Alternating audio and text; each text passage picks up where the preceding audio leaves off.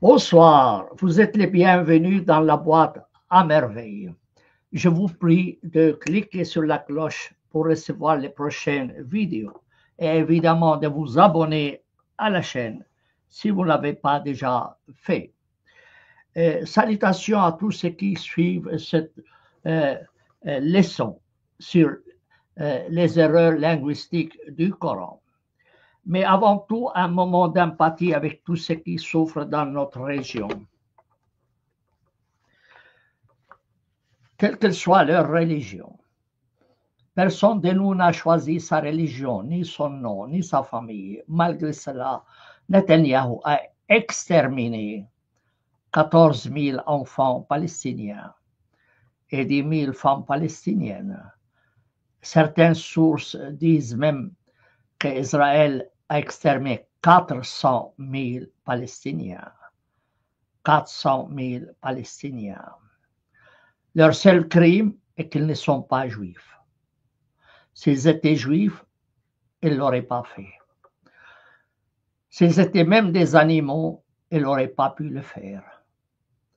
Mais ce sont des Palestiniens, donc on peut les exterminer impunément avec des armes occidentales et les soutiens politiques et économiques de l'Occident. L'Occident a vendu son âme au diable. Je ne suis ni pour Hamas ni pour Israël.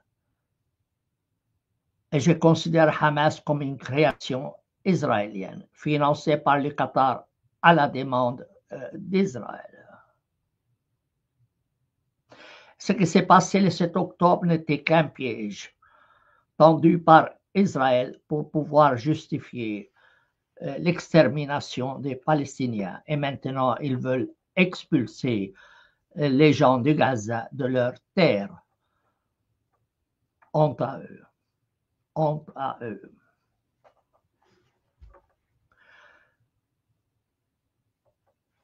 Je dis bien que c'est un piège. Et la preuve, Israël a retiré son armée de la frontière israélienne quelques jours avant le 7 octobre. Et son aviation n'est pas intervenue, il a laissé faire jusqu'à ce que Hamas soit entré. Et Israël, jusqu'à aujourd'hui, refuse de faire une enquête, de nommer une commission d'enquête pour savoir ce qui s'est passé exactement le 7 octobre.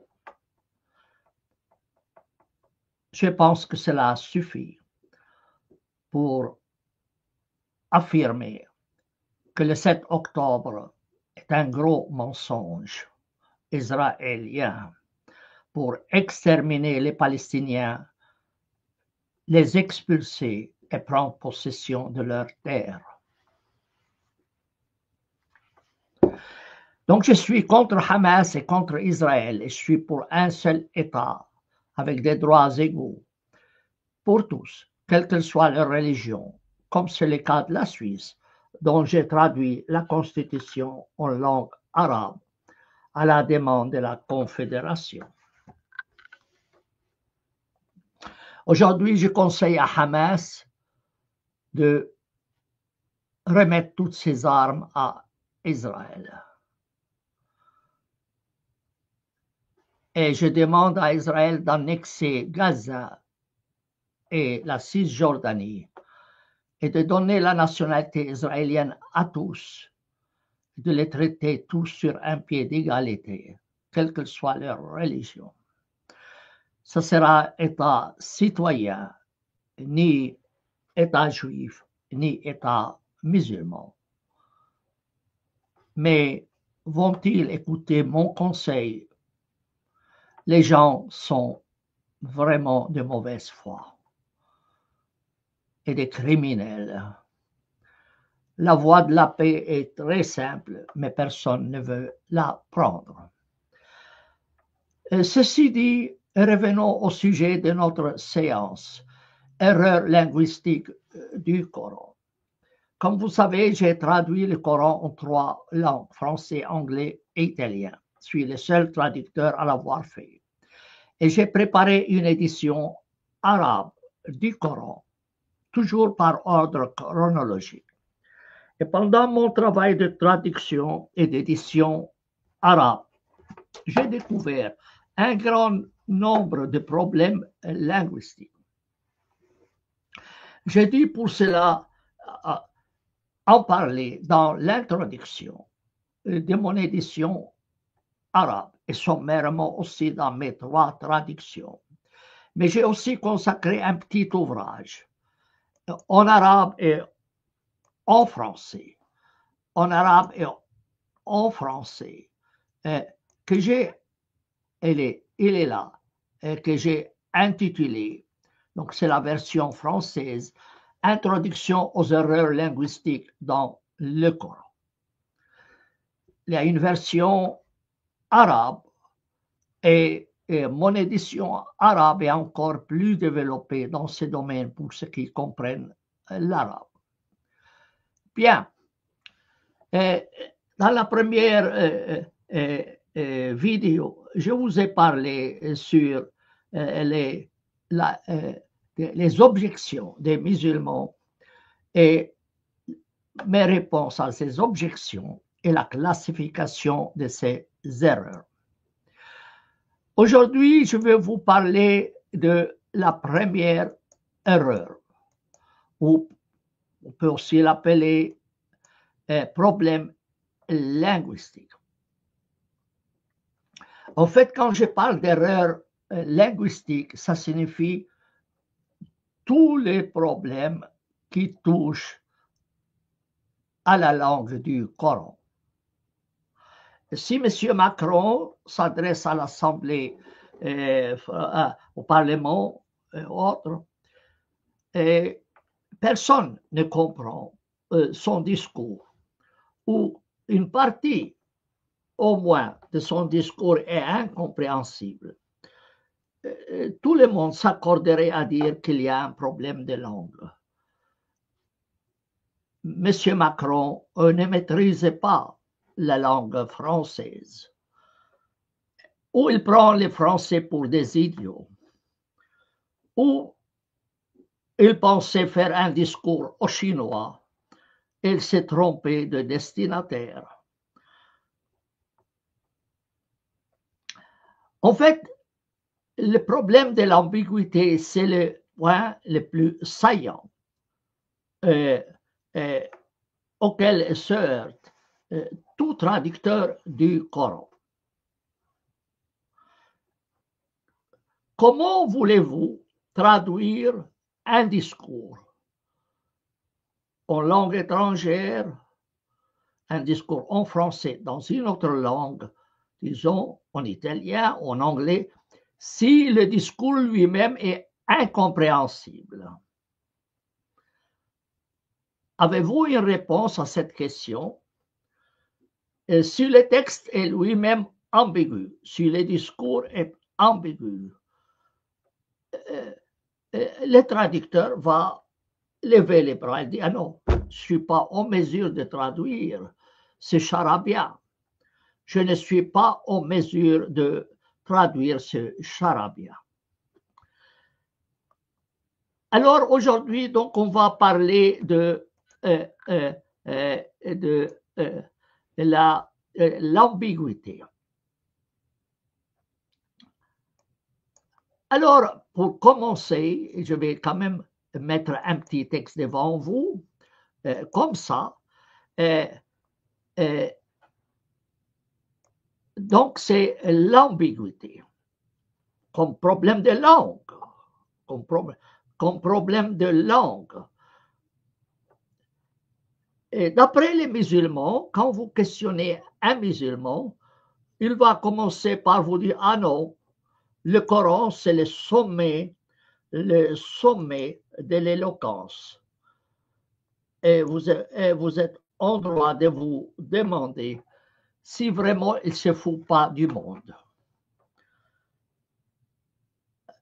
Même un illettré musulman, ou même professeur universitaire, ou quelqu'un qui a fini à peine l'école primaire, lorsque vous lui parlez du Coran, il dit: ah, c'est le sommet de l'éloquence. Il n'y a rien qui peut être plus éloquent que le Coran. L'a-t-il lu vraiment? C'est comme quelqu'un qui jure sur une fiancée, quelqu'un, un homme ou une femme qui parle de son ami euh, euh, sans l'avoir vue. Dit, ah, elle est la plus belle du monde ou le plus beau garçon du monde. Mais tout laisse à croire qu'il ne l'a jamais vu. Ou s'il l'a vu, il avait les yeux fermés. Ou peut-être que c'était la nuit totale. En arabe, lorsqu'on parle d'éloquence, le terme utilisé est balagha. Balagha, donc c'est la traduction du terme éloquence, signifie en fait transmettre une, une matière, une notion, une connaissance à un destinataire sans ambiguïté. Balagha signifie transmettre ou arriver à. Arriver à. Alors, les linguistes ont étudié en profondeur la question de l'ambiguïté, qui est antonyme de l'éloquence, qui peut se situer au niveau d'un mot ou d'une phrase. D'un mot ou d'une phrase. Commençons par voir ce que le Coran lui-même dit de lui-même. En fait, c'est le Coran qui a piégé les musulmans. Lorsqu'il affirme que le Coran est le sommet de l'éloquence, en fait, la faute n'est pas à eux. La faute est au Coran lui-même. Le Coran dit que ce livre est une lumière et un livre manifeste vous sont venus de Dieu. Un autre verset dit, ceux-là sont les signes du Coran et d'un livre manifeste. Et ailleurs dit, en langue arabe manifeste. Manifeste, ça veut dire quelque chose de clair. Partant de cet auto-encensement, les musulmans considèrent le Coran comme le summum de l'éloquence.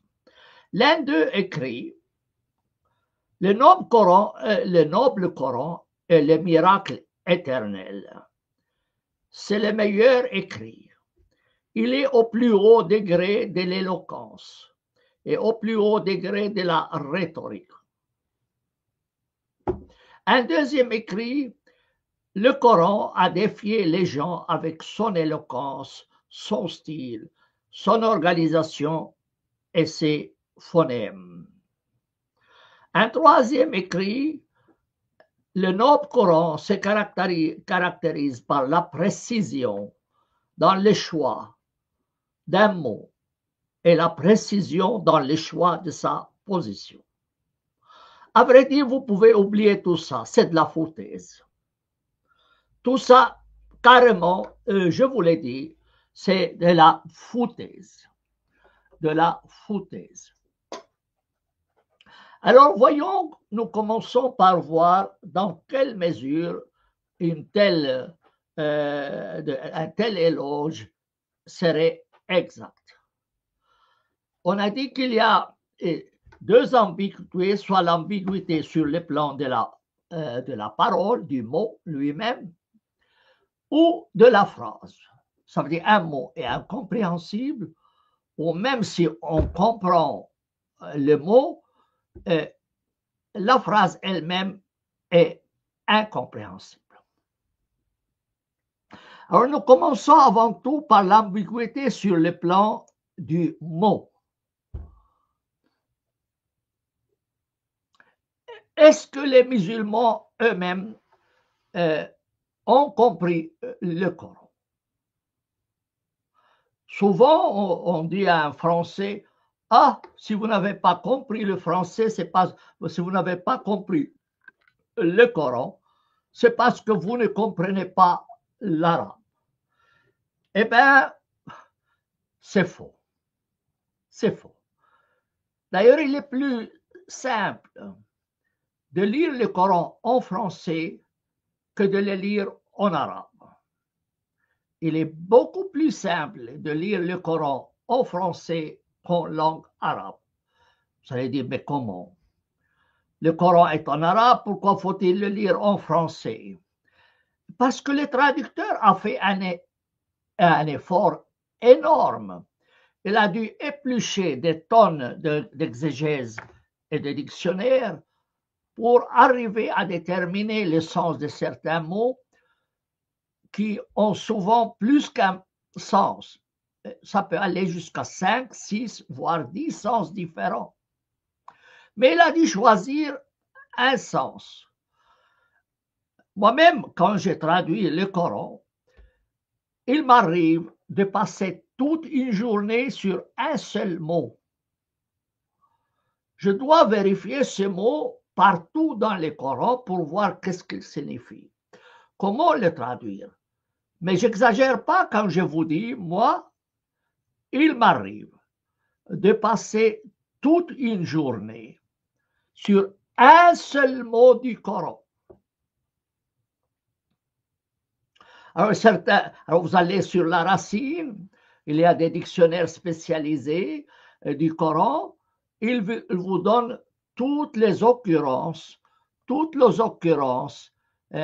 je peux vous donner un exemple, peut-être je peux vous donner un exemple pour que vous vous rendiez compte, Alors, ici, ici, je vais vous donner cela. Voilà. C'est disons, un site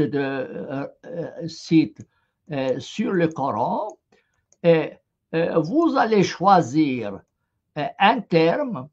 Si vous allez choisir un terme, alors c'est par ordre alphabétique, et vous allez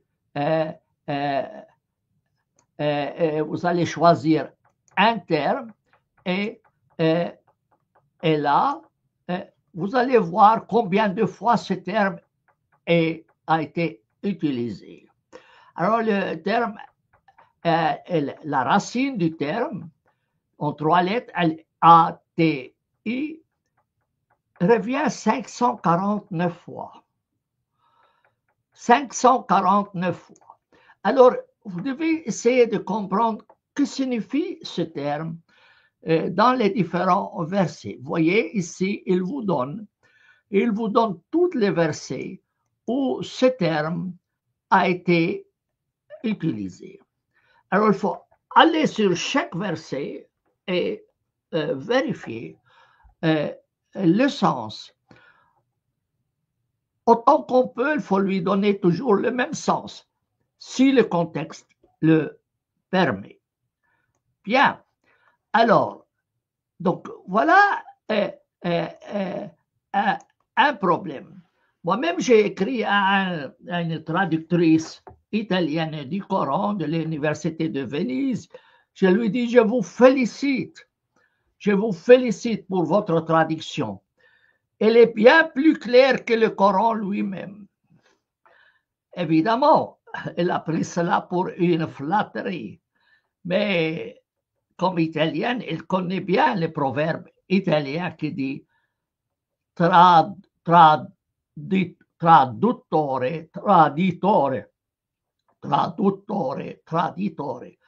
Le traducteur est un traître. Devant un texte ambigu, elle a été obligée de jongler pour faire parvenir au lecteur italien un sens plus ou moins clair. Pas toujours fidèle. Moi, j'ai un site, je vais vous le montrer d'ailleurs.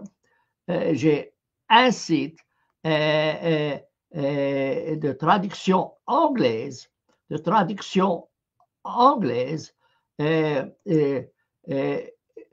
alors je vais vous le montrer, un site de traduction anglaise du Coran, voilà, qui comporte, voilà, je vais vous le montrer, qui comporte plus que 50 traductions différentes pour chaque verset. Plus que 50 traductions. Alors, prenons deux,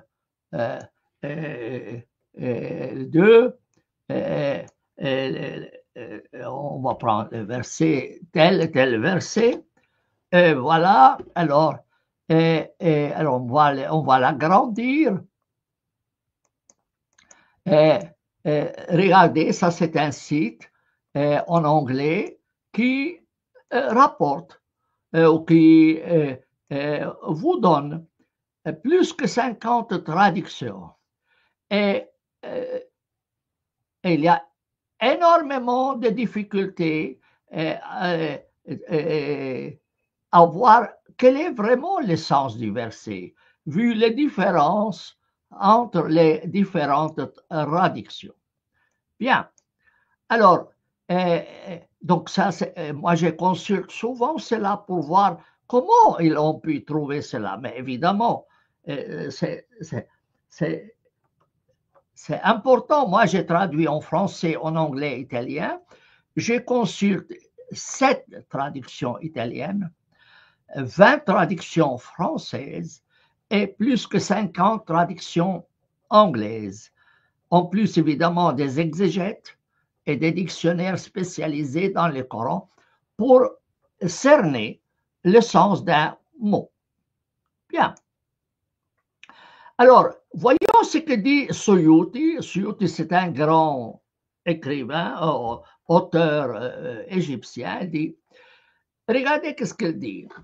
Les compagnons de Mahomet, qui sont les vrais Arabes, les maîtres de la langue classique, ceux à qui le Coran a été envoyé dans leur propre langue, se sont arrêtés à des termes dont ils ne connaissaient pas la signification. Mais ils n'en ont rien dit. Anas rapporte que Omar bin al-Khattab a lu en chair, ça veut dire dans la mosquée, et il dit, nous savons qu'est-ce que c'est le fakiha. Fakiha, c'est les fruits. Mais que signifie Abba? Abba, que signifie? Puis il se révisa et dit, c'était une distraction, Omar. Ikrima cite Ibn Abbas qui dit que tous les Corans lui étaient connus à l'exception de 4 mots, Ghaslin, Hananan, Awa et Arraqi. Mais au fait, il n'y a pas que ça. Il n'y a pas que ça. Alors, si vous prenez l'exégète, le fameux exégète El-Mawardi, des centaines et des centaines de mots dans le Coran sont ambigus. Et il donne au lecteur parfois jusqu'à 10 sens contradictoires du même mot. 10 sens contradictoires. Et El Mawardi, ce n'est pas n'importe qui, pourtant c'était le grand juge à Bagdad. Son exégèse est en si gros volume que j'ai tout épluché. Tout épluché, et j'ai mentionné le sens des mots ambigus dans les notes de mon édition arabe du Coran, pour que, à partir de mon édition arabe, que je puisse traduire en français, en anglais et italien. Alors, les sources islamiques signalent qu'un monsieur est venu à Omar. Il a interrogé sur le sens du mot al-dhariyat. Omar donna l'ordre de lui administrer 100 coups de fouet. Lorsqu'il guérit, Omar l'appela de nouveau et lui administra encore 100 coups de fouet. Il le fit transporter sur une selle, sur un chameau, et écrit au gouverneur Abou Moussa d'interdire aux gens de s'asseoir avec lui. Un homme curieux voulait savoir, mais Omar, que signifie Dariyat? Omar ne le savait pas, évidemment. Il trouvait qu'il ne fallait pas poser des questions. Alors il lui donne 100 coups de fouet à 2 reprises. Et après, il dit, il l'expulse. Et puis, il écrit à la région où il était envoyé d'interdire aux gens de s'asseoir avec lui, parce qu'autrement, il va les rendre fous en leur posant des questions sur des termes incompréhensibles. Bien, quand vous ouvrez le Coran par ordre normal, le chapitre 2, le chapitre de la vache, vous allez commencer par les lettres suivantes. Alif, Lam, Mim. Alif, Lam, Mim. Cela, vous allez les trouver aussi dans les traductions. Alif, Lam, Mim. Alors moi, la première fois que j'ai lu le Coran, Alif, Lam, Mim, je me suis dit, voilà une traduction que j'ai ici, Alif, Lam, Mim. Quand j'avais 16 ans, acheté le Coran, j'ouvre le Coran, je vois Alif, Lam, Mim. Je dis, c'est quoi Alif, Lam, Mim? C'est quoi Alif, Lam, Mim?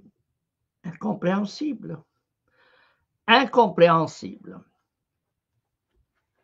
En fait, vous commencez le Coran déjà, après le premier chapitre, le Fatiha, commencez le chapitre de la vache. Première chose, zut, un mot incompréhensible. Le premier mot, déjà le premier mot du chapitre, incompréhensible.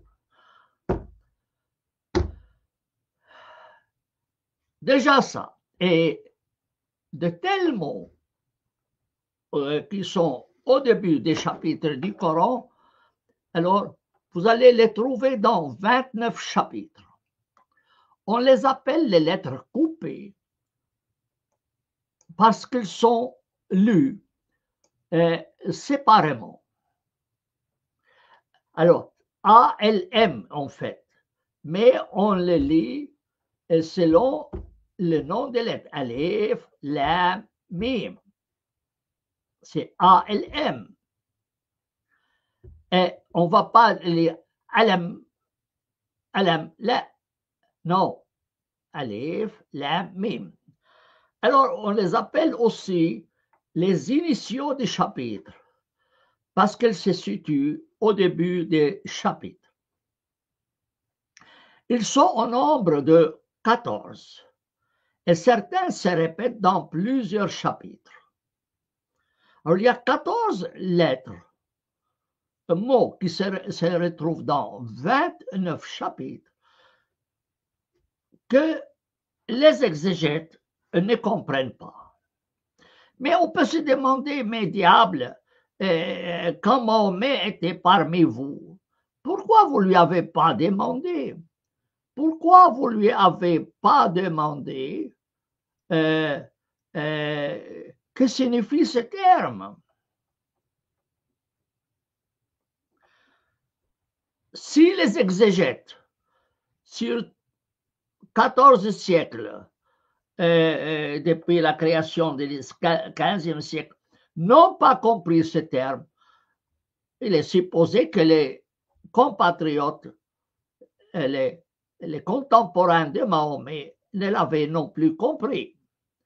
Donc, la moindre des choses, si M. Macron commence son discours par Alif Lam Mim, dit « Hé, Monsieur le Président, s'il vous plaît, mais qu'est-ce que vous venez de dire? Qu'est-ce que c'est cette histoire Alif Lam Mim? » Ah non, c'est un secret divin. Ah, tu te fous de nous, quoi.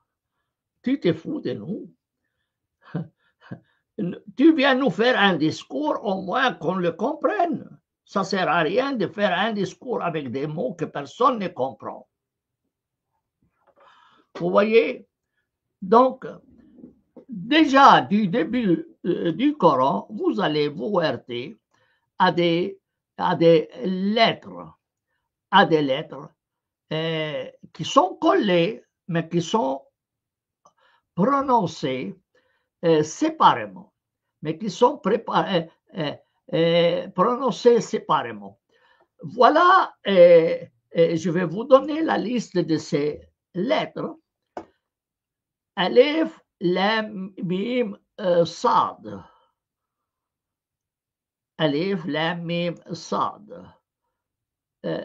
Cette lettre se répète une fois. Un autre, Alif, Lam, Mim, Ra. Un autre, Kahé, As. Ka, Ha, I, I, Kaf, Ha, Ya, Ain, Sad. C'est comme ça qu'on le lit. C'est comme ça qu'on le lit. Kahé, As. Mais Kaf, Ha, Ya, Ain, Sad. Et vous voyez, par exemple, les lecteurs du Coran, quand ils vont sur le minaret, ou quand ils récitent le Coran à haute voix, il est obligé de le lire Kaf, Ha, Ya, Ain, Sad. Mais c'est quoi cette histoire? Qu'est-ce que vous racontez, monsieur le chef? Il le chante même. Il le chante même. Comme si A, B, C, D. Mais c'est quoi ça? Eh bien, il va les chanter religieusement et les gens s'extasient devant cette éloquence que personne ne comprend. Alors, ça c'est. Donc, ici, je vous donne les 14 lettres. Les 14 lettres qui figurent au début de 29 chapitres. La majorité se répète, est mentionnée une fois, mais d'autres sont répétées, se retrouvent 2 fois, voire 5, voire 6, voire 7 fois. Et j'ai mentionné dans mon livre, mon petit livre, où se trouvent ces lettres.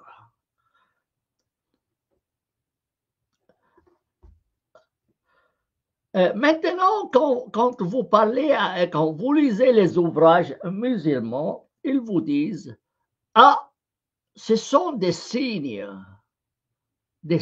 prodigieux du Coran. Signes prodigieux du Coran. On voit qu'ils peuvent raconter n'importe quoi. Certains voient dans ces lettres un signe prodigieux du Coran, prouvant sa provenance divine. Donc, plus c'est ambigu, plus ça provient de Dieu. Mais en fait, c'est une vraie insulte au bon Dieu. C'est une vraie insulte du bon Dieu. Il y a un auteur qui écrit, dans l'introduction de son livre, je vais vous lire ce qu'il raconte pour que vous vous rendiez compte peut-être. Bon, le système numérique étonnant des lettres coupées est une preuve physique et mathématique que le Coran est un livre prodigieux, pas un livre de mythes, comme certains athées le prétendent, quand ils disent que le Coran contient des lettres sans signification. On peut dire que Dieu Tout-Puissant, avec sa préscience, savait qu'il viendra un temps dans lequel les sciences mathématiques se développeront et dans lesquelles les athées excellent, ça veut dire en mathématiques. Il a alors déposé des lettres dans son livre au début des chapitres et a caché leurs aspects prodigieux jusqu'à l'ère numérique dans laquelle nous vivons aujourd'hui, de sorte que le défi avec ces lettres est de plus en plus grand. Il s'agit du prodige qui se présente sous la forme dans laquelle les sceptiques excellent, pour leur lancer un défi dans leur spécialisation et leur signifier clairement que le Coran est la vraie parole de Dieu. Donc, eux disent, ces chiffres, on peut les traduire en chiffres, en ces lettres, en chiffres mathématiques, etc. Et avec cela, on parviendra à prouver que le Coran provient de Dieu. Euh, on, Oui, dis-moi. on remarquera que dans son plan divin, Allah, il nous a bien eu. Là, il nous a bien eu quand même. Allah, dans son plan divin, il a fait en sorte que toutes les médailles Fields de mathématiques ont été attribuées à des occidentaux non musulmans, à des koufars, à des mécréants, et les prix Nobel, etc. Enfin, surtout, concernant les mathématiques, vraiment, là, il a attendu que ce soit que les mécréants qui passent toutes les découvertes mathématiques pour prouver quelque chose qui finalement, que eux-mêmes contestent, parce que il faut tout Alors, dire. on va continuer. Bébé, Oui. je vais te donner la parole après parce que c'est ça le problème. C'est que il y a des prix qui sont donnés par des institutions islamiques, de l'argent payé à des auteurs qui vont s'attarder sur l'aspect mathématique des lettres. Vous vous dites, mais enfin, mais qu'est-ce que ces gens ont dans leur cerveau, dans leur... C'est de la paille? C'est de la paille ou quoi? Moi, j'ai lu des centaines et des centaines de pages sur ça. Et chaque fois, je suis surpris par leur stupidité. Bien. Donc, la première explication qui est donnée, c'est de dire, ça c'est un signe qui indique l'origine du vin du Coran. Ah bon, d'accord.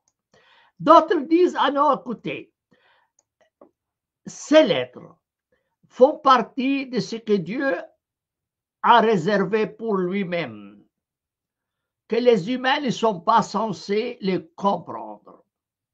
Mais alors, pourquoi il les a inscrits dans un livre adressé aux humains si lui, il est le seul à les comprendre? Va savoir. Alors, en fait, le Coran classifie les versets du Coran en deux catégories. Les versets qui sont clairs et les versets ambigus. Et ils disent que les clairs, c'est compréhensible, et les ambigus, ça reste du domaine du divin. Seul Dieu peut connaître le sens. Alors, on va lire le passage. Alors, ça s'appelle Al-Mutashabihat, équivoque. On va le lire. C'est lui qui a fait descendre sur toi le livre. Il en est des signes précis. Signes, ça veut dire versets précis, qui sont la mère du livre. Ça veut dire c'est la base du livre. Et d'autres qui sont équivoques. Ceux dans les cœurs desquels il y a une déviance suivent ce qui est équivoque, recherchant la subversion et recherchant son interprétation. Mais nul ne sait son interprétation sauf Dieu. Et ceux fermes dans la connaissance disent, nous y avons cru, tout est de la part de notre Seigneur. Mais seuls les dotés d'intelligence se rappellent. Donc il dit, si vous allez chercher un sens à des termes ambigus, eh bien, vous cherchez la subversion. Vous n'avez pas le droit d'aller fouiller pour comprendre ces termes ambigus. Donc, vous voyez la complexité de cette matière. Donc, la compréhension du sens des lettres coupées reviendrait donc à Dieu seul. Dans ce cas, l'utilisation de ces lettres relève du futile et du bavardage. Et on ne voit pas leur intérêt si Dieu est seul à les comprendre. Comme il est difficile d'accepter l'idée que Dieu recourt à des lettres sans sens, les exégètes se sont évertués sur de longues pages à leur trouver les sens les plus farfelus. Ainsi, ces lettres deviennent une sorte de talisman, ne convenant pas à un texte dont l'auteur dit qu'il est en langue arabe manifeste. Il suffit d'ouvrir l'exégèse de Al-Tabari, la grande exégèse de Al-Tabari. À propos de ces premiers mots qui se trouvent au début du Coran. Alors,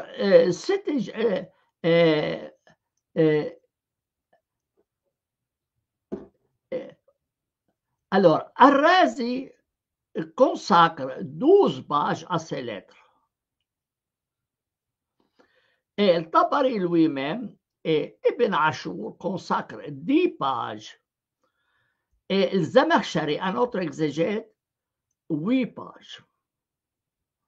Donc, d'un côté, il vous dit c'est miraculeux, d'autre côté, il vous dit c'est équivoque, et que c'est laissé au bon Dieu, mais comme les gens ne peuvent pas s'empêcher de se poser des questions, alors les exégèses vont noircir de longues pages pour expliquer l'inexplicable. Maintenant, quelles sont les tentatives de comprendre ces lettres? Parce que si le bon Dieu envoie aux humains un message divin pour son salut éternel, eh bien, il faut bien que ce soit compréhensible. Alors, il y a, par exemple, Arthur Jeffrey, dit que l'interprétation la plus célèbre des lettres coupées est l'hypothèse proposée par Nöldeke, le grand orientaliste allemand, dans la première édition de son livre Histoire du Coran, publié en 1860. Selon lui, lorsque Zayd bin Thabit travaillait à la rédaction de la version officielle du Coran et à la collecte des parties qu'il a reçues, il a placé dans les plus importantes parties les premières lettres de leur rapporteur. Ça veut dire que c'est une abréviation des noms. Par exemple, si c'était Bébert qui rapporte un verset, alors commence par un chapitre. Je commence le chapitre par dire B. Ça veut dire B. Ça veut dire Bébert. Si c'est par contre moi, alors vous allez dire c'est S. Sami, abréviation du nom qui a rapporté le texte du Coran. Ainsi, Alif, Lam, Mim, les 3 premières lettres du début du Coran, peut être un symbole du nom de Al-Mughira,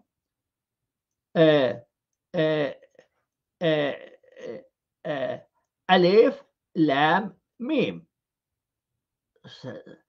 A-L-M, Al-Mughira. Vous voyez, ça correspond, d'après l'idée de Nöldeke. Taha, il y a un chapitre qui commence par Taha, correspond à Talha. C'est un autre rapporteur. Et ainsi de suite. Jeffrey ajoute que l'orientaliste Hardbeck a aussi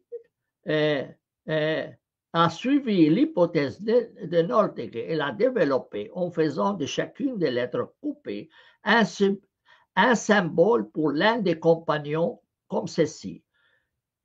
M, ça veut dire c'est Mughira. S, Sad, c'est Hafsa. Ra, c'est Zubayr. Kaf, c'est Abu Bakr. Ha, Abu Huraira. Noun, c'est Uthman, N. Ta, c'est Talha. Sin, c'est Saad ibn Abu Waqqas. Ha, ça veut Hudhafa. Ayn, c'est Omar ou Ali ou Ibn Abbas ou Aïcha. Kaf, c'est Qasim ibn Rabia. Donc, ils disent que ce sont des abréviations des noms des personnes qui ont rapporté le Coran. Euh, euh, un auteur juif moderne croit que les lettres Aleph, Lam, Mim sont des abréviations de l'expression en hébreu Amar li Rabbi, A-L-R, Amar li Rabbi, ce qui signifie mon rabbin m'a dit. Mon rabbin m'a dit. Ça veut dire Mahomet suivait les cours d'un rabbin, et puis au début du chapitre, il dit Aleph, Lam, Mim. Ça veut dire mon rabbin m'a raconté ceci, 2 points, etc. Il allait de même des lettres Aleph, Lam, Mim. Alors, Amarli Moré, ça veut dire mon maître m'a dit, etc. Donc, il va chercher des termes hébraïques pour pouvoir essayer de comprendre pourquoi ces termes.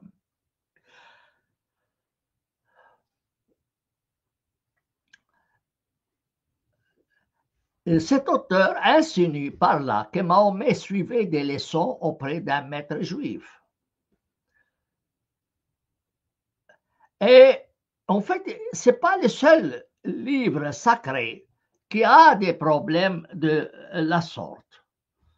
Par exemple, dans les psaumes, il y a un terme qui est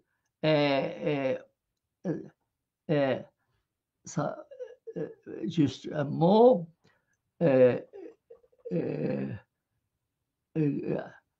Aleph Lam Mim, ça signifie tais-toi. Aleph Lam Mim signifie tais-toi, ça veut dire écouter. Et on va trouver cela, donc, il dit ce terme signifie, il y a donc, il y a des abaks, ça veut dire des termes utilisés une seule fois dans le Coran, dans l'Ancien Testament ou autre, qui ont ces difficultés de compréhension.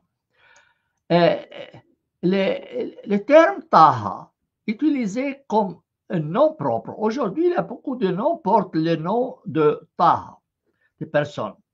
Mais en fait, ce sont les 2 lettres, Taha, deux alphabets, deux lettres de l'alphabet, comme si tu quelqu'un qui s'appelait Jean B, GB, ou SA, mon nom Samuel dit SA. Vous voyez, alors il y a des gens qui s'appellent Taha, mais Taha n'est rien que 2 alphabets collés l'un à l'autre. Ibn Kathir rapporte que Mahomet avait l'habitude de prier durant de longues heures au point de se faire mal aux pieds, ce qui le forçait à les élever pendant la prière. Il reçut alors l'ordre de les poser sur terre. Taha, ça veut dire pose ton pied. Cette interprétation se base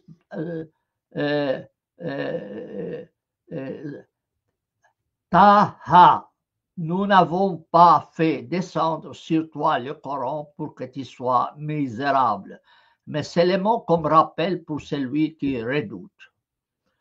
Donc, c'est un chapitre qui commence par Taha, ça veut dire repose ton pied, repose ton pied.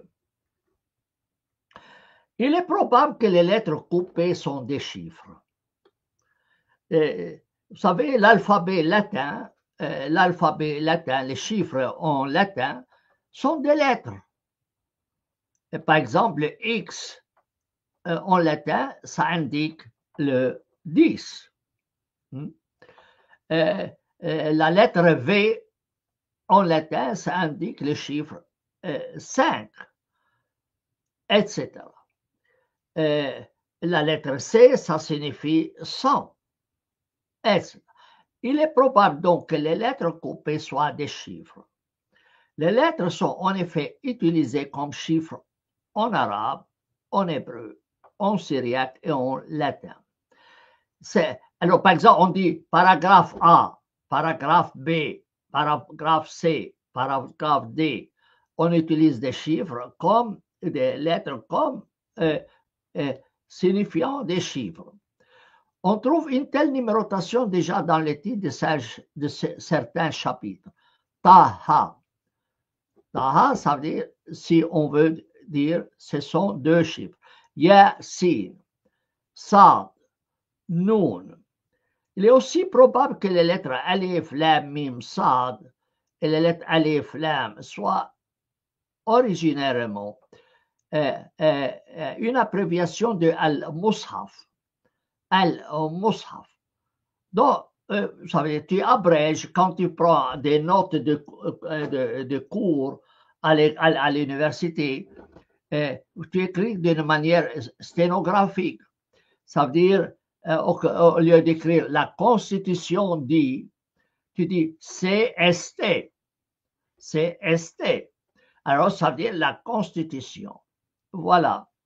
Ou par exemple, en Suisse, la loi dit, au lieu d'écrire la Suisse, tu écris CH. CH, ça veut dire, voilà. Ou par exemple, tu dis FR, ça indique la France. Donc, ça pourrait être des abréviations. Ça pourrait être des abréviations. Christophe Luxembourg, avec lequel j'ai fait plus que 100 vidéos, c'est l'expert en droit en langue syriaque qui a développé sa théorie qu'au paradis, on n'aura pas les vierges, mais plutôt du raisin blanc. Lui, il a développé toute une théorie sur de longues pages où il dit que on trouve dans les recueils les cultes, dans les cultes syriaques, des livres de prière où on utilise les abréviations au lieu des mots entiers. D'ailleurs, quand vous lisez les ouvrages, il dit PS, ça veut dire les psaumes. GE, ça veut dire le livre de la Genèse. L'évangile de Jean, vous écrivez J. Matthieu, vous écrivez M. Donc, ce sont des abréviations qui se retrouvent dans les ouvrages de prière, dans les livres de prière des Syriaques.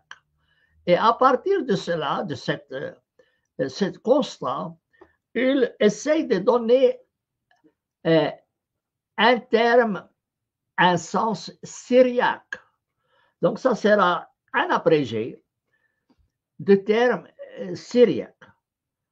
Par exemple, Alif, Lam, Mim, Sad, ça serait ALMS, et ça serait l'abréviation Amar li Maria Spaot. Ça veut dire le Seigneur Sabaoth m'a dit. Alif, Lam, Mim, Ra, ça serait ALMR, c'est l'abréviation de Amar li Maria Rabba. Le grand Seigneur m'a dit. Ou Kaf, Ha, Ya, Ain, Sad. Ça serait l'abréviation de Kabir Hu, Yah, Ilayha, Yahu, Yaha, Sabaoth, ou Yah, Yah, Sabaoth. Grand est le Seigneur éternel, le plus élevé, Sabaoth. Ou Taha, ça serait l'abréviation de Tayyib Huwa, Tahu, ça veut dire, ça serait donc, ça signifie donc que il est bon, le Seigneur est bon, etc. Donc pour chaque terme, il essaie de lui coller un mot pour chaque lettre, essaie de lui coller un mot syriaque. Un auteur musulman critique le recours au syriaque et à l'hébreu.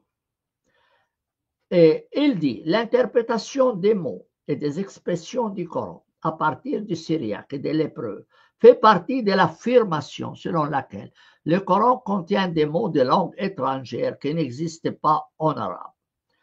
C'est une prétention dont le véritable but est de nier la révélation et un prétexte pour affirmer que le prophète Mahomet est l'auteur du Coran à partir de sources écrites dans d'autres langues.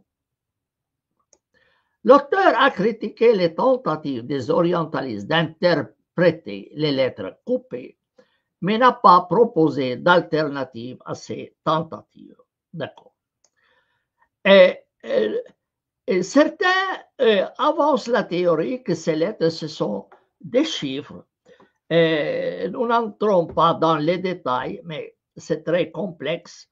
J'ai rapporté ici des passages entiers des exégètes musulmans.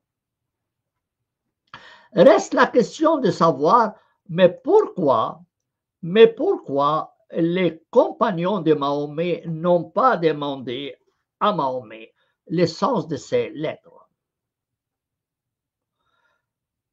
Il est peu probable que ces lettres soient à l'origine du Coran. Donc, c'était des lettres ajoutées par la suite. Si elles l'étaient, pourquoi personne n'a-t-il demandé à Mahomet leur signification? Est-ce parce qu'ils n'en ont entendu parler qu'après sa mort? Ou ont-elles été ajoutées au Coran après sa mort? Ou est-ce que le Coran n'a aucun lien avec Mahomet? Et Tabari, lui, il présente sur 10 pages le sens de ces d'une seule lettre. D'une seule lettre, il écrit on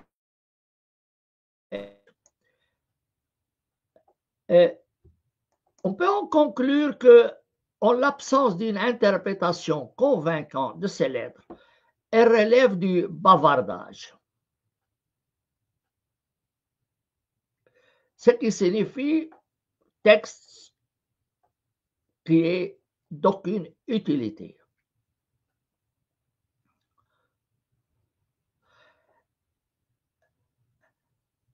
Tabari, le grand exégèse, signale cette critique dans son exégèse que j'ai traduit sommairement. Les grammairiens prétendent que ces lettres coupées ont un équivalent dans l'utilisation du terme plutôt belle dans une strophe du poète, etc. On ne va pas entrer dans les détails. Et il dit, cela signifie que Dieu s'est adressé aux Arabes avec des lettres qui leur étaient connues. Autrement, ces termes contrediraient les versets, l'Esprit fidèle est descendu avec lui sur ton cœur pour que tu sois des avertisseurs en langue arabe manifeste. Comment en effet peut-il être manifeste si personne ne le comprend? Par ailleurs, dire que Dieu a fait usage de termes inutiles et sans sens, cela signifie que ces termes seraient une futilité, que tous les croyants rejettent. En effet, le terme belle dans la strophe citée, etc., on ne va pas entrer dans les détails. Donc, est-ce que c'est quelque chose d'inutile?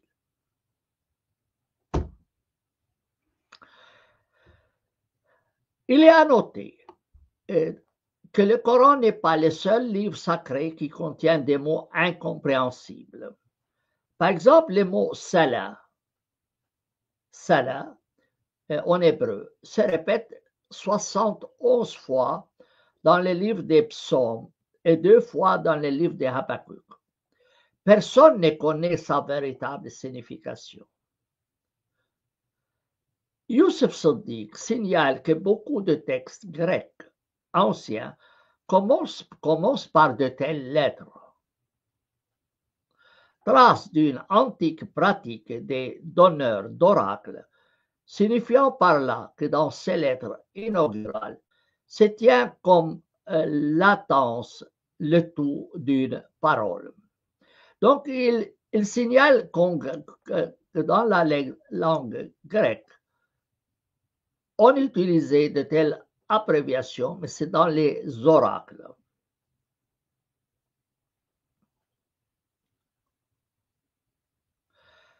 Alors voilà, nous avons commencé par les lettres qui sont au début du Coran. Et il y a des mots dans le Coran difficiles à comprendre.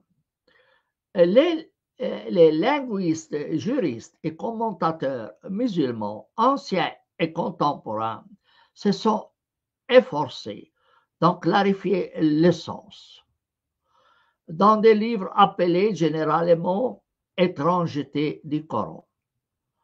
Des mots, en effet, sont étrangers à la langue arabe et ne peuvent être compris qu'en référence aux langues d'origine. Certains estiment que le Coran a emprunté entre 6 et 10% de ces mots à d'autres langues sémitiques, en particulier la langue syriaque. Certains termes sont incompréhensibles du Coran, incompréhensibles, et cela peut découler du fait que les scribes ont commis des erreurs. Alors, je signale plusieurs termes dans le Coran où soit les exégètes, soit d'autres ont estimé que ces mots, en soi, ce n'est qu'une erreur d'écriture. Alors, confondant une lettre par une autre.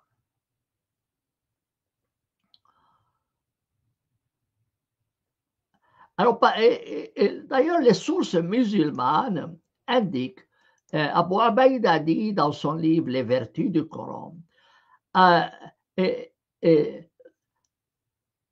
Abu Muawiyah nous a rapporté de Hisham ibn Arwa, de son père. J'avais interrogé Aïcha, la femme de Mahomet, au sujet des versets Inna hadana le sahiran.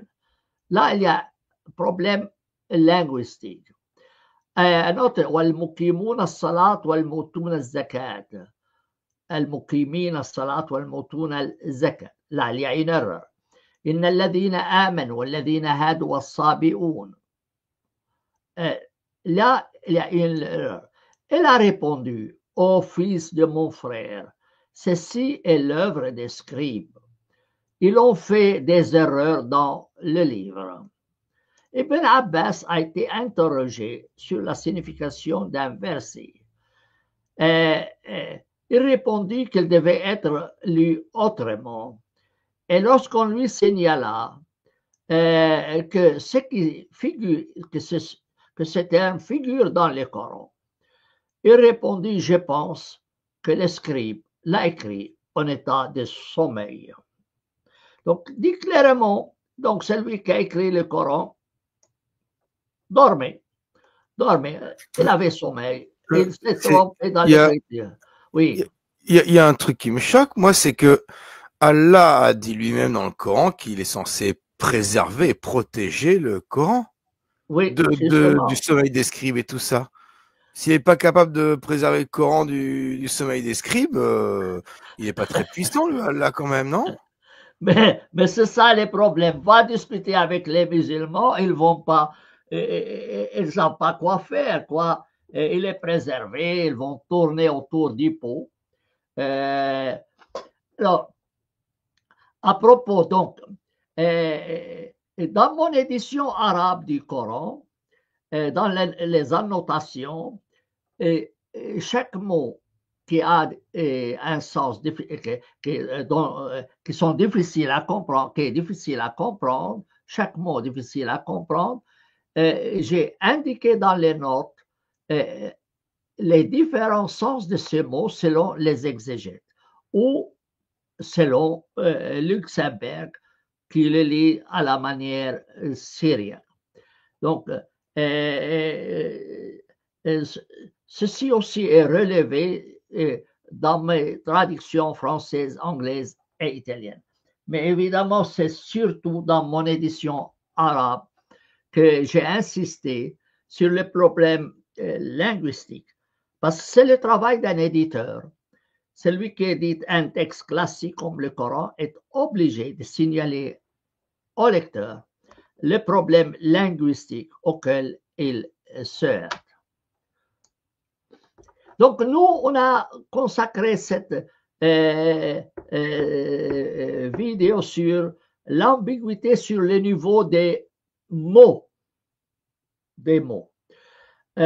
Maintenant, il y a l'autre niveau. Le mot peut bien être clair, mais dans son contexte, où ce n'est pas très clair, où la phrase elle-même est ambiguë. Mais je crois que je vais m'arrêter ici. Je vais m'arrêter ici pour ne pas prolonger inutilement cette séance. Donc, aujourd'hui, ça a été sur l'ambiguïté au niveau des mots,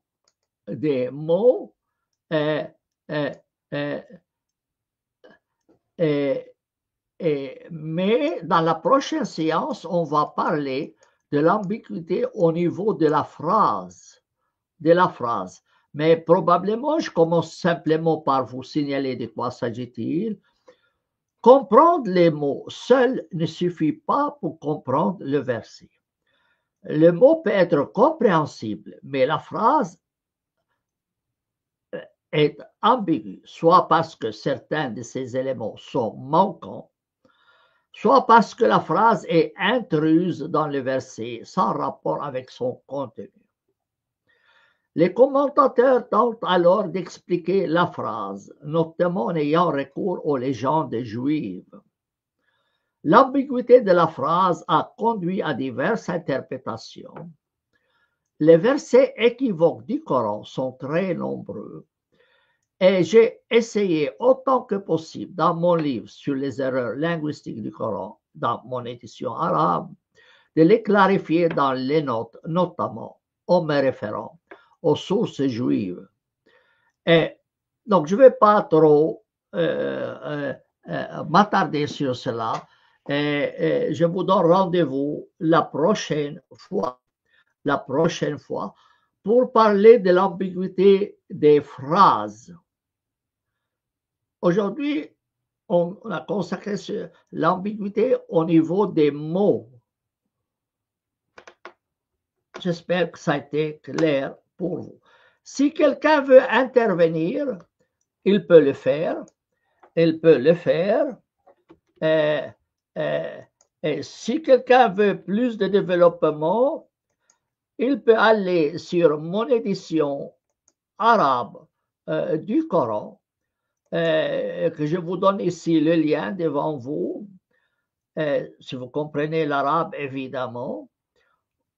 Et là, vous avez donc l'ouvrage complet. Je vais d'ailleurs vous mettre la couverture de cet ouvrage. Comme ça, vous voyez de quoi s'agit-il. Voilà. Alors, je vais vous les signaler ici. Voilà, c'est mon édition arabe du Coran, qui est de 1800 pages. 1800 pages. Je vais vous montrer l'intérieur de ce livre.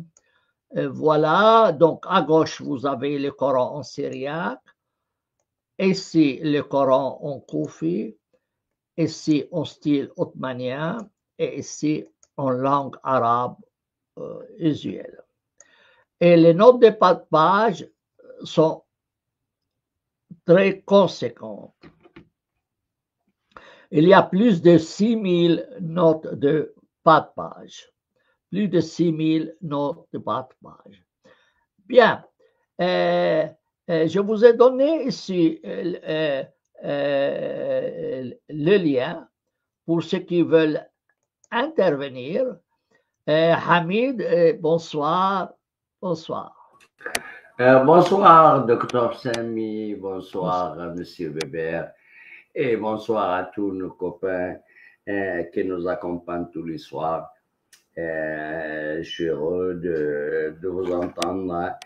Et puis, le problème, c'est que moi, malgré toute ma bonne volonté pour dire que le Coran peut être traduit,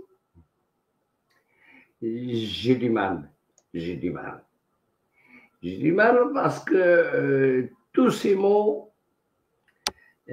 tous ces sourates, tous ces ayats, ils ont une multitude de significations.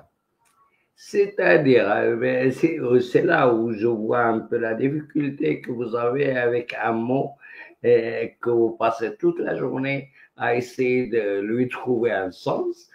C'est parce qu'il y avait une multitude d'interprètes et de traducteurs, etc. Et la parole d'Allah, elle est introduisible et on ne peut pas la traduire comme ça. C'est venu dans un univers où les choses sont différentes que maintenant. La réalité des humains était différente. Donc, pour traduire ou interpréter, moi, je voulais mon chapeau. Hein. Je ne sais pas comment vous arrivez à faire ça, mais j'ai du mal à expliquer, moi, un verset de Coran en français ou en anglais ou à quelqu'un qui n'est pas... même en arabe, parfois, on a souvent des problèmes.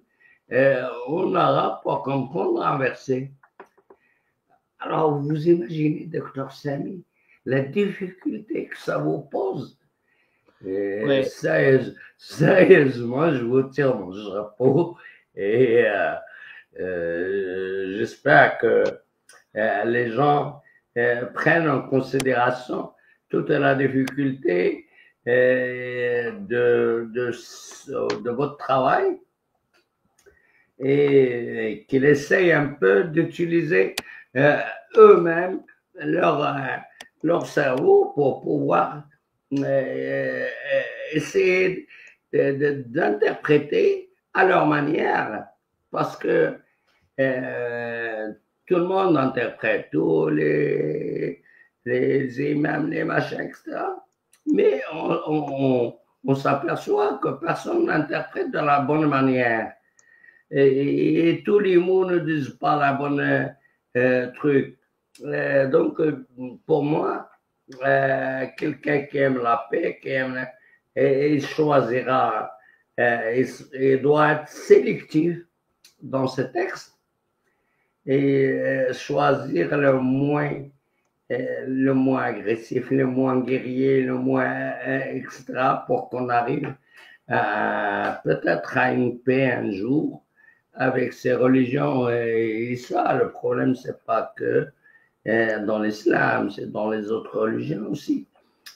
Donc, quelque part, moi, ça me chagrine cette multitude d'explications que tous les religieux nous envoient et nous, on suit celui-là ou celui-là ou celui-là et après on se retrouve en conflit avec nous-mêmes. Moi, je connais des frères, un qui suit un groupe qui comprend le Coran comme ça, et l'autre, il le comprend de l'autre côté. Et ils se font la guerre.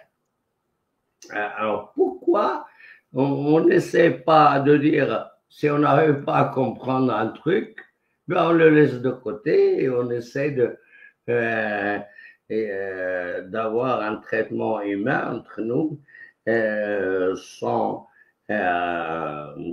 se prendre la tête et vivre en paix. Voilà. Merci, docteur Sam. Merci Hamid, merci Hamid. Moi, je suis donc en train de revoir mes 3 traductions en comparant avec mon édition arabe du Coran qui est très développée. Chaque mot que j'examine et j'essaie de la traduire. Alors, dans mon texte, dans ma traduction, ici, vous avez le texte, la version française que je suis en train de réviser. Je la mets en rouge. Lorsque j'ai traduit un mot et j'ai choisi le terme français, partout dans le Coran, je les mets en rouge. Et progressivement, donc, moi, je suis arrivé maintenant au chapitre, par ordre chronologique, 55. 55. Et vous voyez, j'ai commencé, vous allez voir beaucoup de rouge dans mon texte, dans ma traduction française. Ça veut dire que ce sont des passages qui ont été déjà traduits. Et de plus en plus, le rouge va gagner du terrain.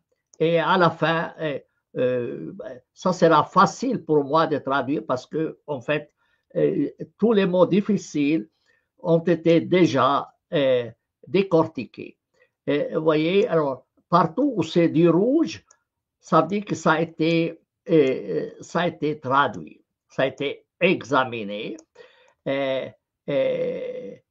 Donc, il y a énormément de rouge qui s'accumule dans cette traduction.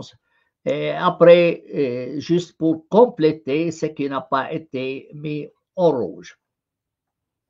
Donc, ça, c'est le procédé que j'utilise, mais pas seulement pour le français, mais aussi pour l'anglais et pour l'italien. Moi, je me reproche d'avoir pris à charge les 3 traductions, parce que ça, c'est vraiment un travail de condamné à mort ou bien à perpétuité, travaux forcés. Mais bon, donc j'essaie quand même de faire ce travail. Et il me faut encore 6 mois de travail.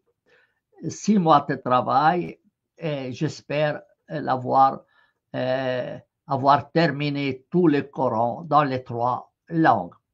Et après ces 6 mois, il faut une nouvelle lecture pour vérifier qu'il n'y a pas des erreurs qui se sont glissées. Donc, c'est vraiment pas très, très simple. Très simple. Voilà. Yeah. Allah, il lui aurait fallu un claquement de doigts pour faire tout ça. Oui. Tu sais, Bébert, c'est vrai que le Coran est un texte ambigu, tout ça.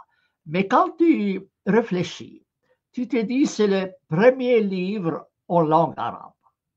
C'est vraiment le premier livre. Il n'y en a pas eu du tout avant.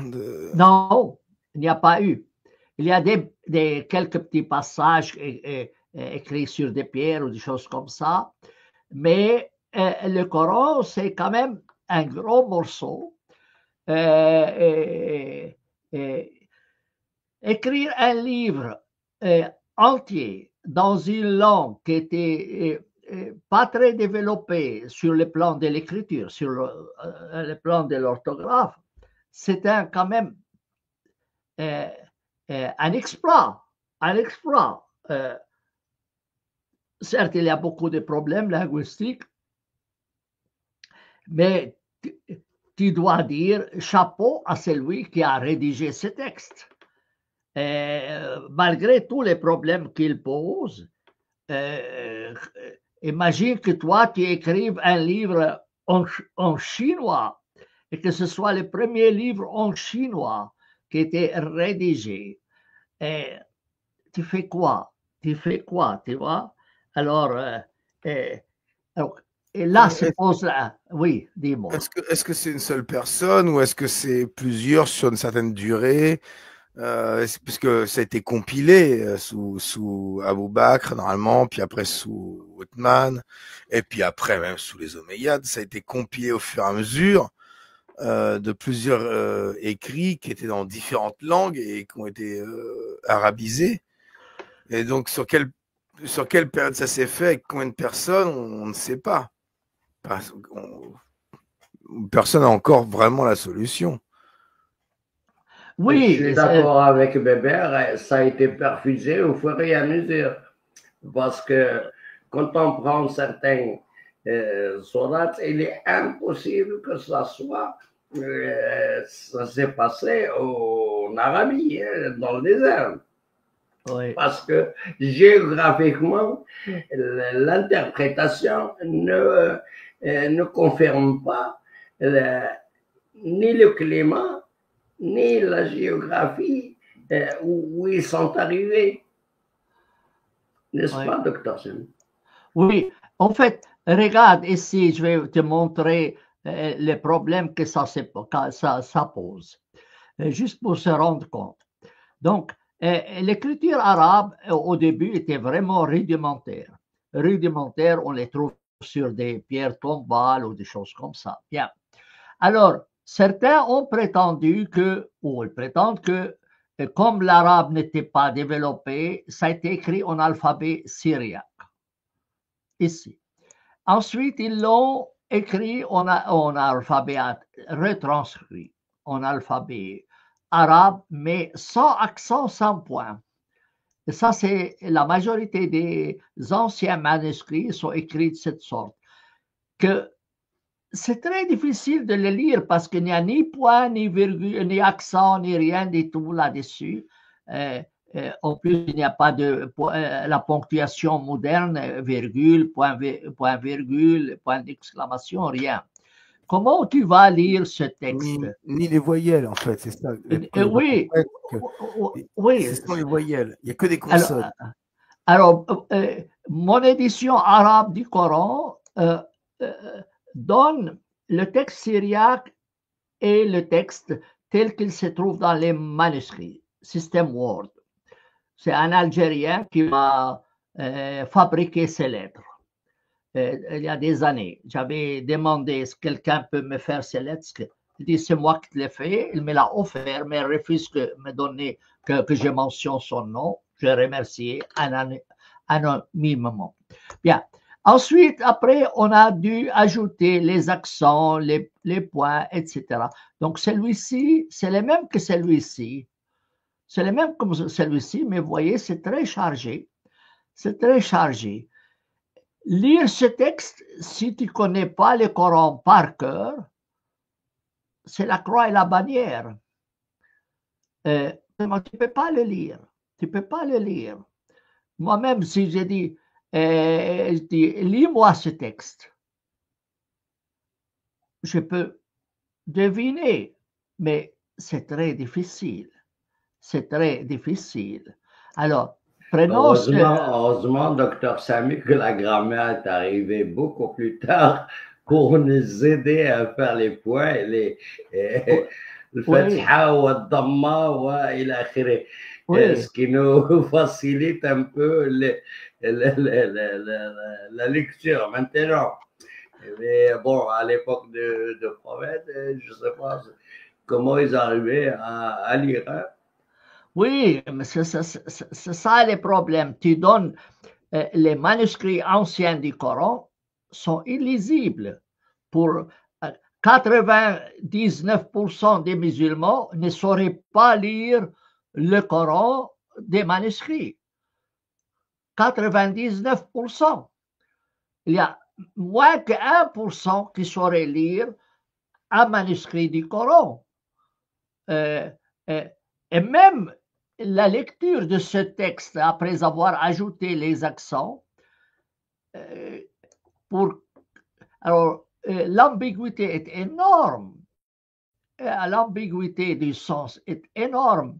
Al-Tabari répète 700 fois dans son exégèse cette expression. les interprètes ont divergé dans le sens de ce verset. 700 fois. Alors, le Mawardi, pour certains mots, il leur donne parfois jusqu'à 10 sens différents. Donc ça, c'est vraiment un texte très complexe. Alors, sans parler des variantes, etc. Ici, vous avez les annotations énormes auxquelles moi j'ai dû... ici, donc je dois donner toujours qu'est-ce qu'il dit le Mawardi. Le Mawardi, ici, par exemple, il dit, voilà, ce mot peut avoir 2 sens différents, etc. Mais parfois, il lui donne, ici, il donne trois sens. Et j'ai mis en rouge pour que les lecteurs puissent tout de suite voir, voilà, il y a vraiment un problème dans la compréhension de ces termes. Voilà, maintenant, le texte se fige parce qu'il est tellement grand, que ça, c'est très compliqué à gérer. Dès qu'on passe du texte aux notes, il est en train de trafiquer l'ordinateur.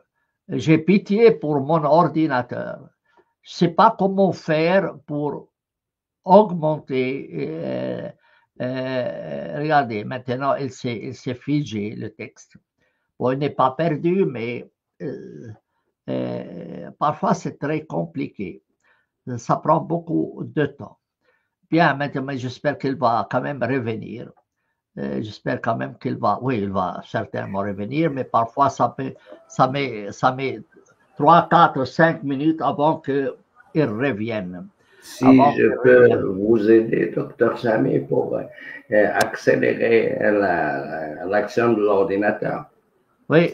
Je ne sais pas si vous avez des barrettes pour augmenter la taille de la mémoire. Oui, je vais demain, en fait, je vais aller dans un magasin spécialisé pour augmenter les barrettes, oui. Ça coûte pas cher et ça augmente la rapidité de l'exécution. Oui, demain matin, je vais aller dans un magasin spécialisé pour leur poser cette question, et est-ce qu'on peut ajouter une barrette, etc. Ça fait rien le prix, mais ça m'épargne le temps. Vous voyez, et jusqu'à maintenant, le texte n'est pas encore venu. Vous voyez, il est encore en train de tourner dans le vide. Mais ça fait rien. C'est le texte arabe qui est énorme, 1800 pages, qui pose des problèmes. Donc, demain, j'espère trouver chez les Digitech. On a ici une entreprise qui vend les choses techniques. Et j'espère que je trouverai une solution. En France, on les trouve même dans les grandes surfaces.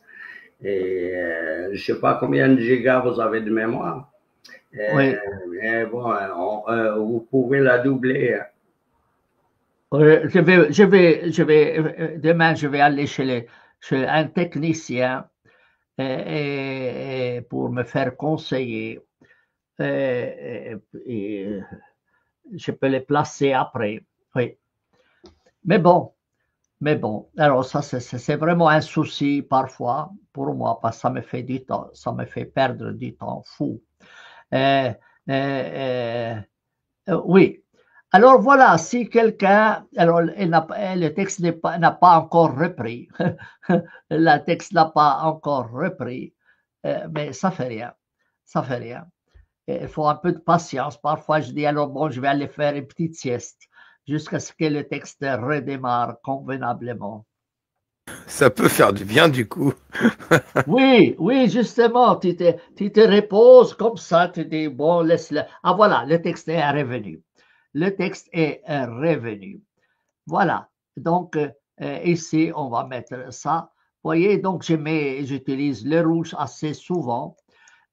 Et, lorsque je me base beaucoup sur le Mawardi, parce qu'il est très concis et très précis dans son exégèse, contrairement à Tabaré qui bavarde trop, Alors, chaque fois qu'il y a le Mawardi, alors là, je les mets en rouge ou autre, ou lorsqu'il s'agit de Luxembourg. Donc, ça, c'est un travail de fou. Donc, pour répéter que même malgré tous les défauts que comporte ce texte du Coran, c'est quand même un exploit de rédiger un livre. Certes, ce n'est pas la taille de la Torah, de l'Ancien Testament, mais c'est un ouvrage très conséquent. Très conséquent. C'est lui qui l'a écrit. Alors, eux, les musulmans, disent que c'est le travail du bon Dieu, mais ça, c'est question de dogme. C'est certainement des humains qui l'ont écrit. Et il y a beaucoup de versets et de phrases ou de bouts de phrases qui se répètent et à la lettre. Et parfois, elles se répètent jusqu'à 30 fois. Des bouts de phrases 30 fois se répètent sur tout le Coran. Et il faut toutes ces répétitions les repérer pour leur donner toujours le même sens. Et ça ne peut se faire qu'à travers l'ordinateur. Toutes les traductions jusqu'à aujourd'hui ont ces défauts. Parce que les traducteurs n'avaient pas à disposition les ordinateurs. Et donc, on n'a pas une traduction harmonieuse. La même phrase qui se répète 10 fois en arabe,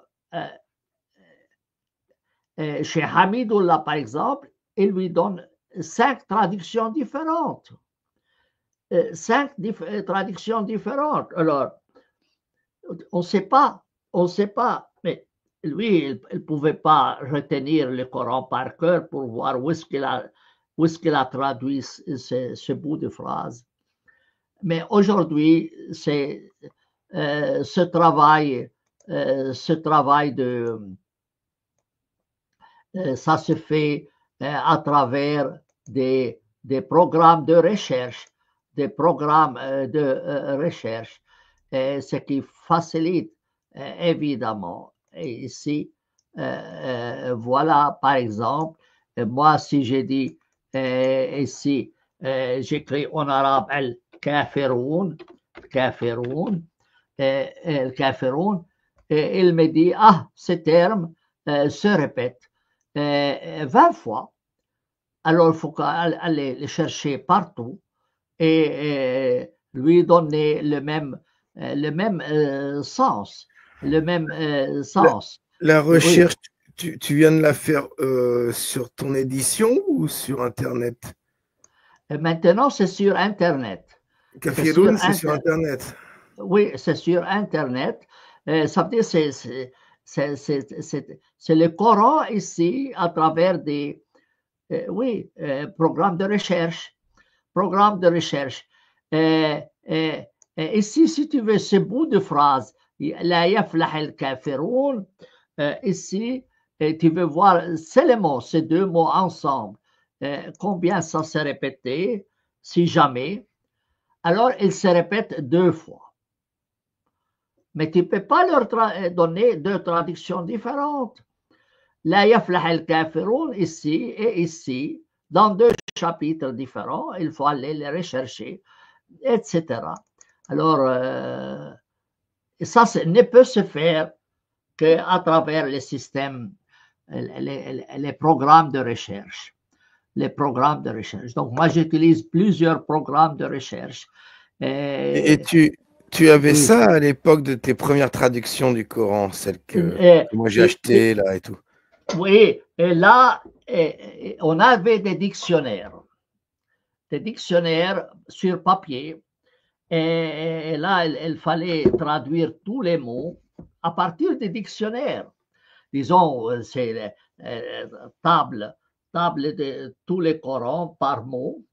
Et après, je l'ai ici, j'ai coché sur chaque mot qui a été traduit. Mais évidemment, aujourd'hui, le travail est 20 fois plus simple.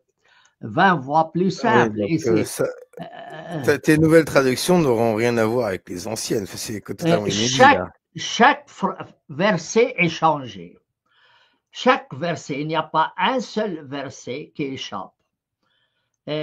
Alors, en 3 langues, c'est ça. Alors ici, moi, si je vais voir ici ce terme, mais ça c'est très peu là, mais il y a des termes qui posent de sacrés problèmes. Par exemple, moi, si je veux voir frapper les femmes. Alors, le terme frapper, il revient dans le Coran 58 fois. Et là, il te les met en rouge, tu vas vérifier. Ici, par exemple, on sait, ce bout de phrase, il se répète plusieurs fois. Alors, tu peux voir ici, tu fais la recherche. Voilà. Ici, il te dit, il y a 3 fois. Ce bout de phrase se répète 3 fois dans le Coran. Et là, voilà, alors tu dois aller et donner toujours le même sens à tout, dans toutes les occurrences. Voilà. Ah ouais. Ça donne envie de savoir combien de fois paix, amour et tolérance sont cités. Et on trouve aimer dans le Coran plusieurs fois, mais dans le sens Dieu n'aime pas les mécréants. Dieu n'aime pas ceci. Dieu n'aime pas ça. Il y a un verset où il dit Dieu fera venir un peuple qui l'aimeront et qui l'aimera. Oui, c'est ça. Pour vous remplacer. Alors, ici, bande de petits coquins. Oui. Alors, le terme mahabba, la racine de ce terme est de 3 lettres. Ha, B, B, hababa. Alors, ce terme, il revient avec ses dérivés 95 fois. Ici, 95 fois, selon différentes formes.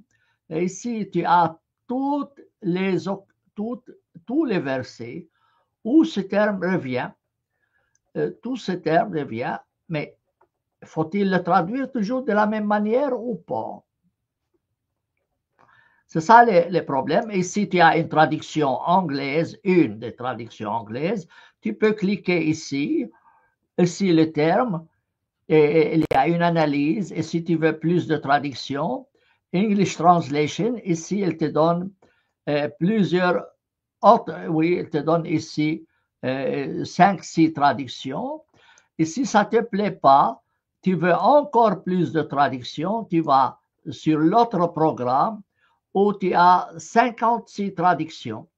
56 traductions. Et en plus, si tu as des problèmes à comprendre un mot, tu as ici un dictionnaire de la langue arabe. Ici, tu as le Coran.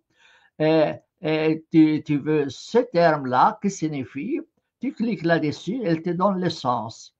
Tu vois, il faut essayer de manipuler ça. Et puis, si tu veux encore le sens, tu as ici un programme avec 96 exégèses. 96 exégèses, il est en train de tourner.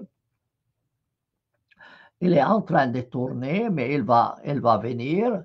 Je ne sais pas qu'est-ce qu'il a, pourquoi il met du temps. Voilà. Et tu choisis l'exégèse que tu veux. Et tu vas vérifier le sens chez les différents exégètes. Et moi, comme j'aime beaucoup le Mawardi, alors j'ai Mawardi ici, et il va me donner les sens. Si j'ai les chapitres, la sourate, et ici le verset, je dis ça, alors il me donne,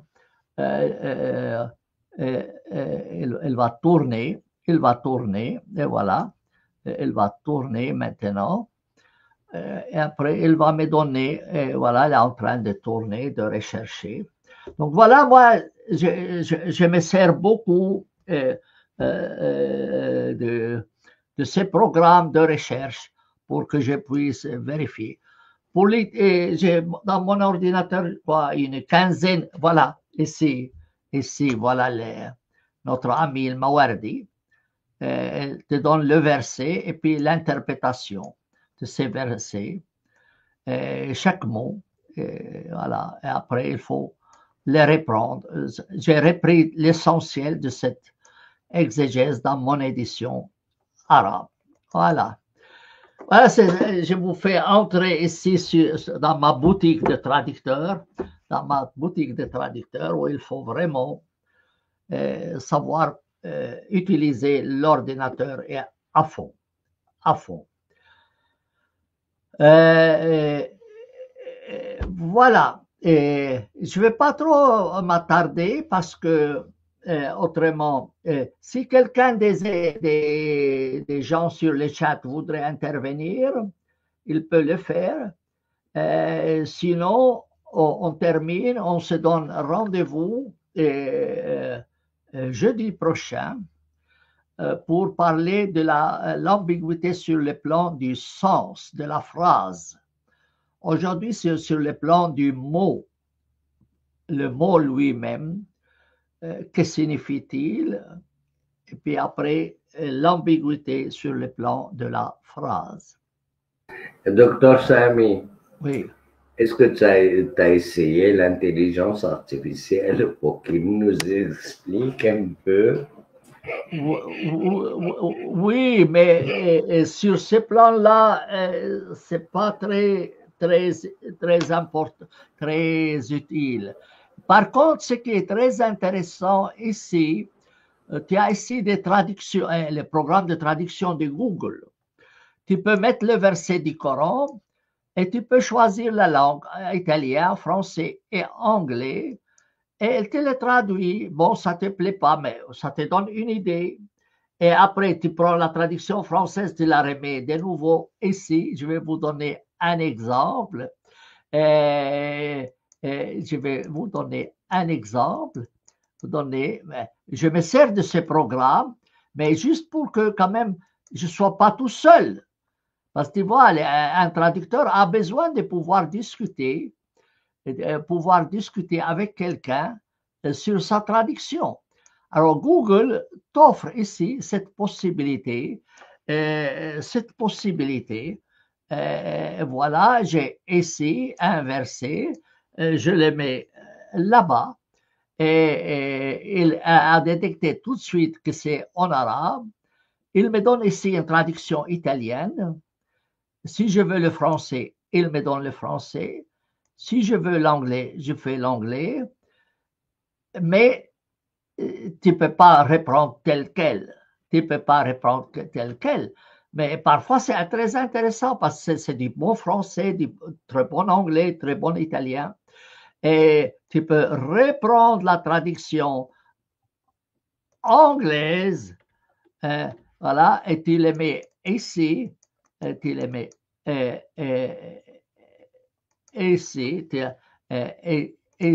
tu la mets ici, et tu dis, retraduis-moi ça en italien, tu vas voir quelle est la différence. Retraduis-moi ça en français. Ça aide, ça aide. Je pense que la traduction de Google, elle est un peu erronée. Moi, ce que je veux dire par l'intelligence artificielle, c'est qu'il rassemble toutes les explications des moteurs de recherche et il essaie de nous donner le jus de toutes les explications qu'il y a dans les moteurs de recherche Il y a de l'autocensure encore sur les... Oui, c'est pas aussi simple que ça, Hamid, pour les traductions du Coran. C'est pas aussi simple que ça. Vaut mieux passer par les traductions de Google pour les traductions et puis par les Après, exégètes il y a peut-être eux-mêmes. parce qu'il n'y a pas que ChatGPT, il y a, comment s'appelle l'autre chinoise là? C'est DeepSeek, DeepSeek, peut-être c'est mieux. Oui, Mais de toute façon, c'est l'avenir. Tôt ou oui, tard, ça sera très efficace. Mais peut-être c'est un oui. peu tôt. Là. Un peu tôt. Bébert, j'ai demandé à DeepSeek ce qu'il pensait de la chaîne de Dr Sami. Ah Je oui. te jure qu'il a été très franc et il m'a expliqué exactement que c'est une chaîne très populaire, académique, qui s'adresse à des gens qui cherchent dans la religion, etc. etc.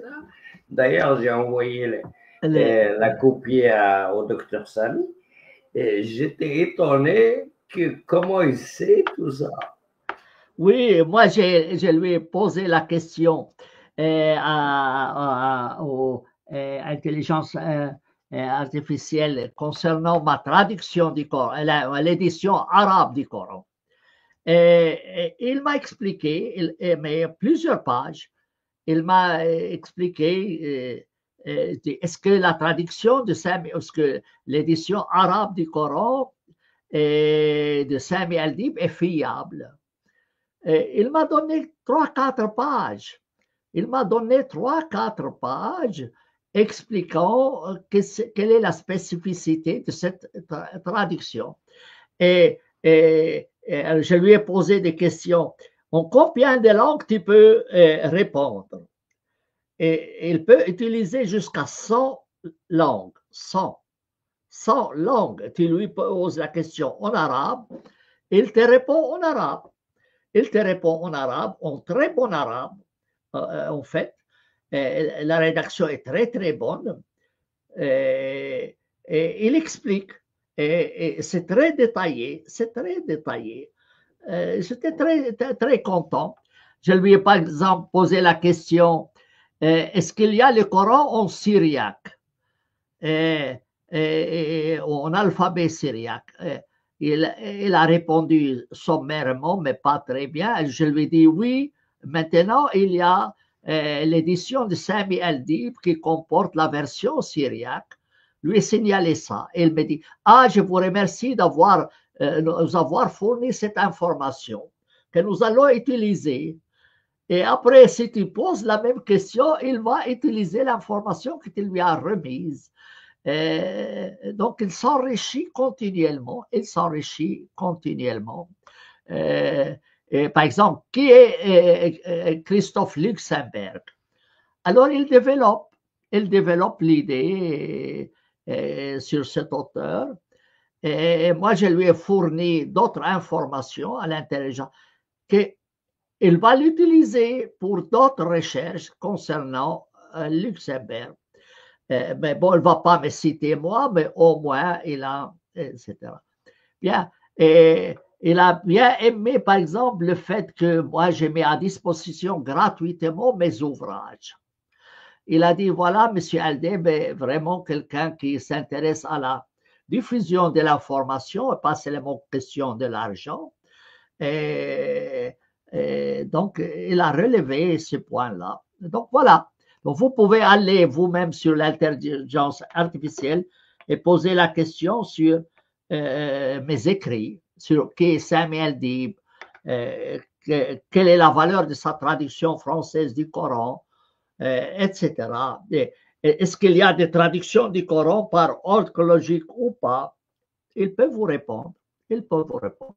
Mais aller dans les versets eux-mêmes fouiller, vaut mieux, je ne crois pas qu'il est capable de faire ce travail, et vaut mieux aller soi-même fouiller dans les exégèses arabes, surtout que moi je dois citer les sources.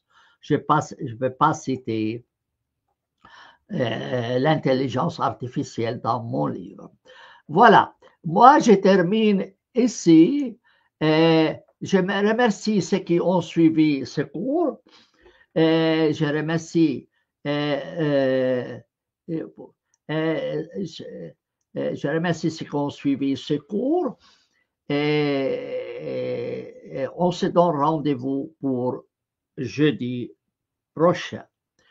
Bien. Merci beaucoup. Merci Bébert de m'avoir accompagné. Merci Hamid d'être intervenu.